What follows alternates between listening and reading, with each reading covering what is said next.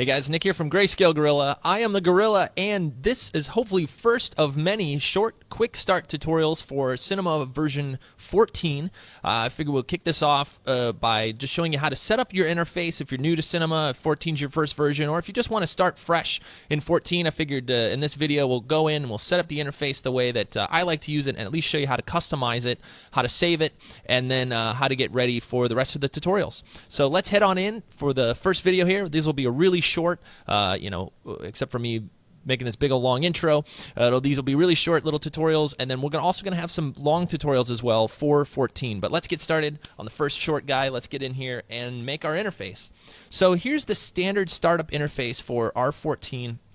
And it looks similar to the other ones. And I wanted to show you kind of how I do this from scratch, because I run into this a lot using other computers and things. And there's not a whole lot I do to the standard startup interface to make it customized to my own. So I figured I'll just show you from scratch. So the first thing I like to do is I like to add the render settings into a tab. And the way we do this is open up the render settings, and I want it to be a tab of this main viewport here. So what I do is I grab this little nubby handle here, and I drop it on top of this nubby handle, and it'll make a folder system here, little tabs.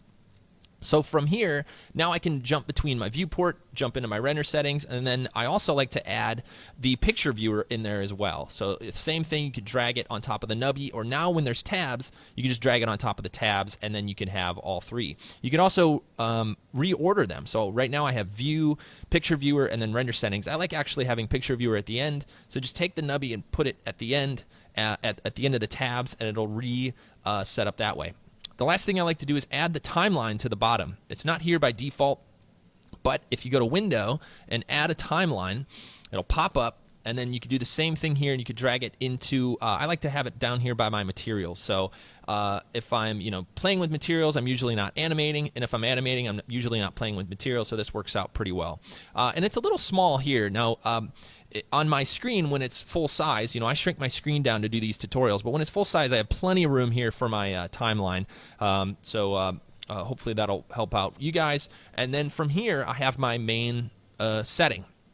So what I do is I go to Window, I go to Customization, and I say Save as Startup Layout. So what that'll do is next time I open Cinema, it'll always pop into this layout. You can also save it and call it a name, or you can make variations if you like to work in different modes. But I usually just do that, and then every time I open it'll start here.